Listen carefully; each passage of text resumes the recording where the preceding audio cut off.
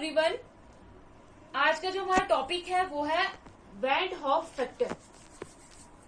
अब ये van Hoff factor क्या होता है हमारे पास, लास्ट टाइम हमने डिस्कस किया था एबनॉर्मल मॉलिक्यूलर मास कि हमने क्या देखा था कि जो मॉलिक्यूलर मास की जो वैल्यू हमने ऑब्जर्व करी होती है, जो हमने एक्सपेरिमेंटली ऑब्जर्व करी होती है, वो कैलकुलेटेड वैल्यू से डिफरेंट आती है, चेंज हो जाती है, इंक्रीज भी हो जाती है और डिक्रीज भी हो जाती है।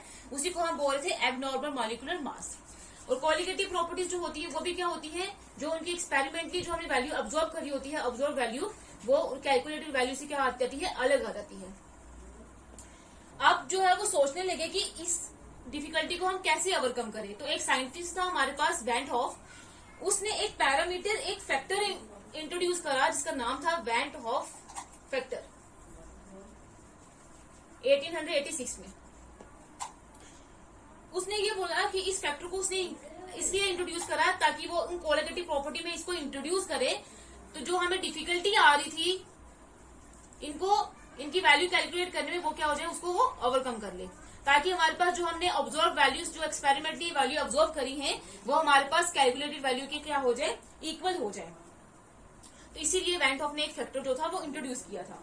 इस फैक्टर को हम जो है वो रिप्रेजेंट करते हैं आई से। वैन हॉफ फैक्टर को हम स्मॉल आई से रिप्रेजेंट करते हैं, और ये हम यूज करते हैं जो हमें डिफिकल्टी आती है उसको ओवरकम करने के लिए। जब हम किसी भी सोल्यूट का मॉलिक्यूलर मास जो है वो डिटरमाइन करते हैं, तब जो हमें डिफिकल्टी आती है, तब वो मॉलिक्यूलर मास चेंज हो जाता है, जो हमारे पास ऑब्जर्व वैल्यू जो है वो कैलकुलेटेड वैल्यू से चेंज हो जाती है, तो वो क्या हो जाए, हम उसको ओवरकम कर लें। और ये क्यों चेंज होती है, क्योंकि सोल्यूट जो है वो सोल्यूशन में जाके या तो एसोसिएशन कर देता है, जुड़ जाते हैं, या फिर क्या कर देते हैं, डिसोसिएशन कर देते हैं। एसोसिएशन करेंगे तो हमारे पास क्या होता है, मॉलिक्यूलर मास जो है वो इंक्रीज करता है और नंबर ऑफ मोल्स जो है वो डिक्रीज करते हैं, और क्वालिटेटिव प्रॉपर्टी भी डिक्रीज करती है। और डिसोसिएशन में इसका क्या होता है, उल्टा होता है, मॉलिक्यूलर मास डिक्रीज करता है, नंबर ऑफ मोल्स इंक्रीज करते हैं, और क्वालिटेटिव प्रॉपर्टी भी क्या करती है, इंक्रीज करती है।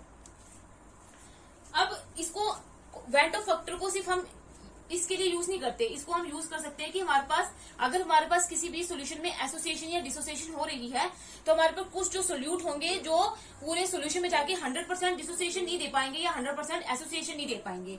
तो ये हमें van't Hoff factor extent of association और डिसोसिएशन भी बताता है। ये इसकी एप्लीकेशन है कि हमें वैन हॉफ फैक्टर कितना एसोसिएशन हो रहा है, कितना डिसोसिएशन हो रहा है उन सोल्यूट में जो 100% एसोसिएट या डिसोसिएट नहीं हो पाते हैं, उनको कैलकुलेट करने के लिए हम किसकी हेल्प करते हैं, किसकी हेल्प लेते हैं, वैन हॉफ फैक्टर की। अब ये जो हमारे पास वैन हॉफ फैक्टर है, जिसको हम आई से डिनोट कर रहे हैं, वो हमारे पास किसके इक्वल होता है, एक्सपेरिमेंटल और observe value of qualitative property upon calculated और normal value of qualitative property. ये वापस आई किसके बराबर होता है, जो हमने एक्सपेरिमेंटल वैल्यू जो ऑब्जर्व करी है क्वालिटेटिव प्रॉपर्टी की अपॉन, और जिसकी जो हमने क्या की है, नॉर्मल वैल्यू जो है वो कैलकुलेट करी है, जो उसके मॉलिक्यूलर फॉर्मूला से हमने डिटरमाइन करी है कि इसकी एक्सपेक्टेड वैल्यू हम ये बोल सकते हैं, उसी का रेशियो को हम क्या बोलते हैं, वैन हॉफ फैक्टर।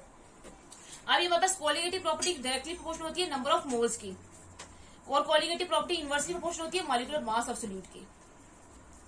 तो अगर हम अब आई का वैन हॉफ फैक्टर को हम और फॉर्मूले से भी कैलकुलेट कर सकते हैं, i is equal to experimental upon calculated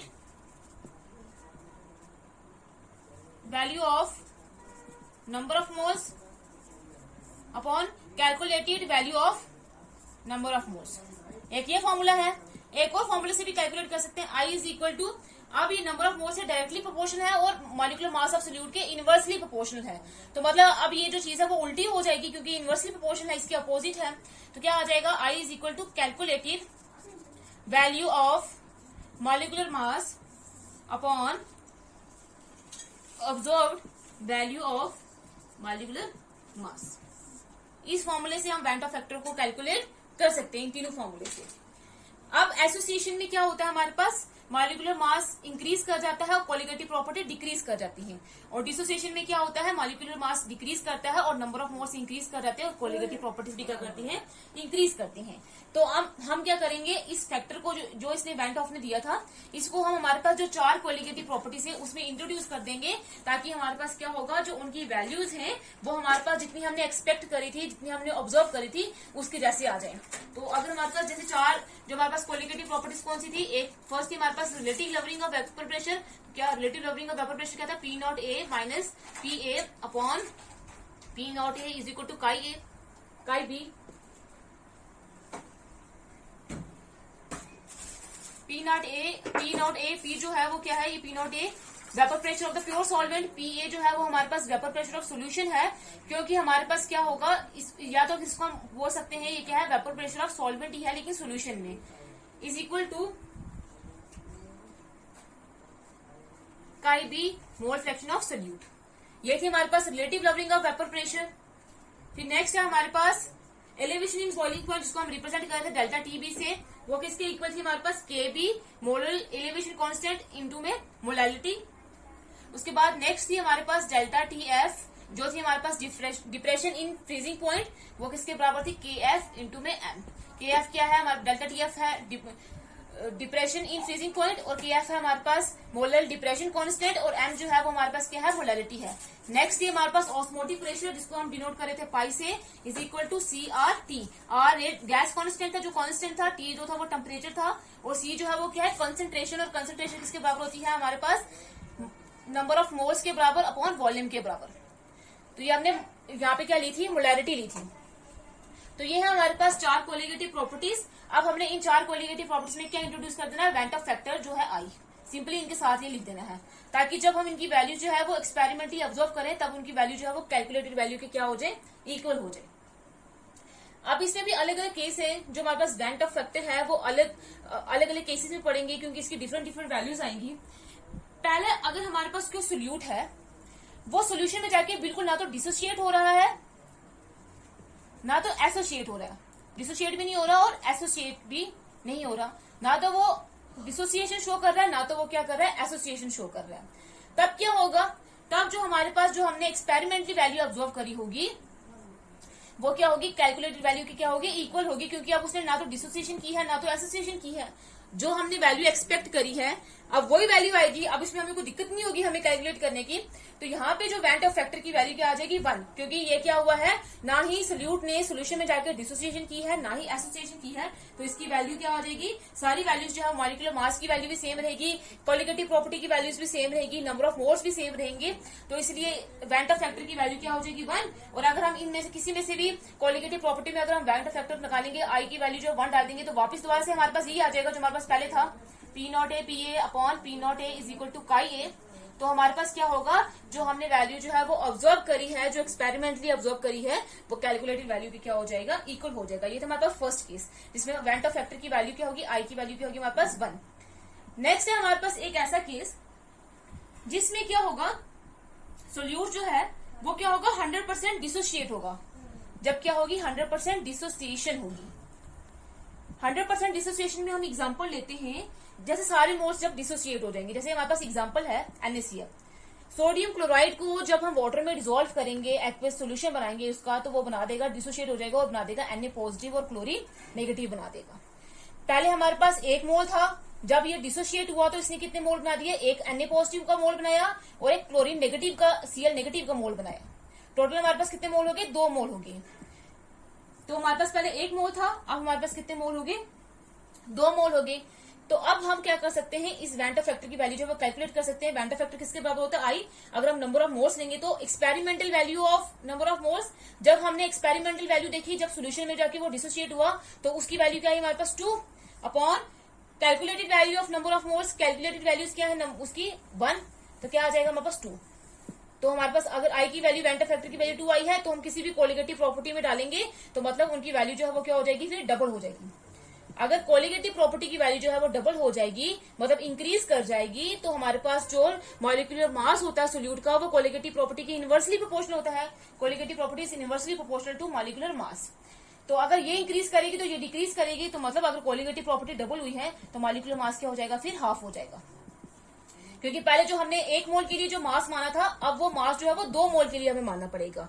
तो कोलिगेटिव प्रॉपर्टी अगर डबल होगी तो मॉलिक्यूलर मास क्या हो जाएगा, हाफ हो जाएगा। ऐसे हम वेंट ऑफ फैक्टर कैलकुलेट कर सकते हैं जब हमारे पास क्या होगी, 100% डिसोसिएशन होगी। ये था हमारे पास सेकंड केस। सेकंड केस में क्या आया, जो वेंट ऑफ फैक्टर जब 100% डिसोसिएशन होगी, जब हमारे पास ना तो डिसोसिएशन हो रही थी ना तो एसोसिएशन हो रही थी, तो आई की वैल्यू जो थी वो 1 थी। अब अगर हमारे पास 100% डिसोसिएशन होगी तो आई की वैल्यू हमेशा क्या रहेगी, फिर 1 से ज्यादा रहेगी। डिसोसिएशन के केस में जो हमारे पास आई का केस है, जो वेंट ऑफ फैक्टर वो हमेशा क्या होगा, आई 1 से क्या होगा, ज्यादा होगा। उसकी वैल्यू जो है वो 1 से क्या होगी, हमेशा ज्यादा होगी, मोर देन 1 होगी। अब नेक्स्ट केस है हमारे पास जिसमें 100% एसोसिएशन होगी, जिसमें सारे जो नंबर ऑफ जितने भी मोल्स हमने ऐड करे होंगे वो सारे क्या कर देंगे, एसोसिएट कर देंगे।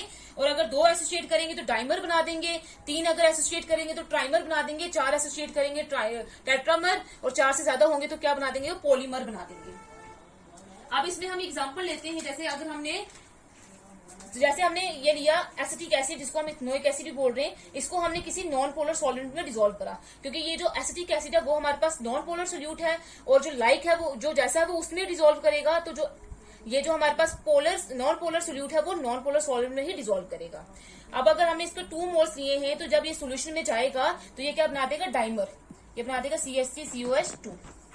पहले इसके क्या थे, 1 मोल 2 मोल थे, अब जाके सोल्यूशन में जाके उसने 1 मोल बना दिए।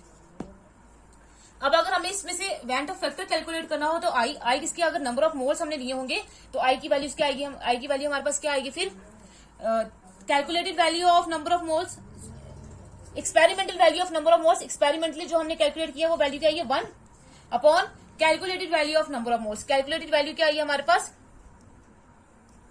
2, तो 1/2 करेंगे तो क्या आ जाएगा, 0.5। तो आई की वैल्यू जो है हमारे पास क्या निकली, 0.5। 0.5 क्या हुआ, 1/2 क्या होता है, हाफ। तो मतलब कोलिगेटिव प्रॉपर्टी क्या हो जाएगी, हाफ होगी है। जब हमने इसका सोल्यूशन, जब ये एसोसिएशन हुई है तो हमारे पास क्या हुआ है, कोलिगेटिव प्रॉपर्टी अब क्या हुई है, उसका डिक्रीज हो गई है, चेंज हो गई है। तो अब क्या होगा, मॉलिक्यूलर मास क्या करेगा, इंक्रीज करेगा, क्योंकि ये क्या हो गया है, दोनों क्या होते हैं, इनवर्सली प्रोपोर्शनल होते हैं। तो एसोसिएशन के केस में ये इसकी वैल्यू 0.5 आई है, तो हमेशा जो है एसोसिएशन के केस में जो वेंट ऑफ फैक्टर की वैल्यू आएगी वो हमेशा 1 से क्या आएगी, कम आएगी। डिसोसिएशन में इसकी हमेशा वैल्यू जो है वो 1 से ज्यादा आएगी, और एसोसिएशन में हमेशा वैल्यू क्या आएगी, कम आएगी। तो कोलिगेटिव प्रॉपर्टी डिक्रीज करेगी तो मॉलिक्यूलर मास क्या करेगी, इंक्रीज करेगी।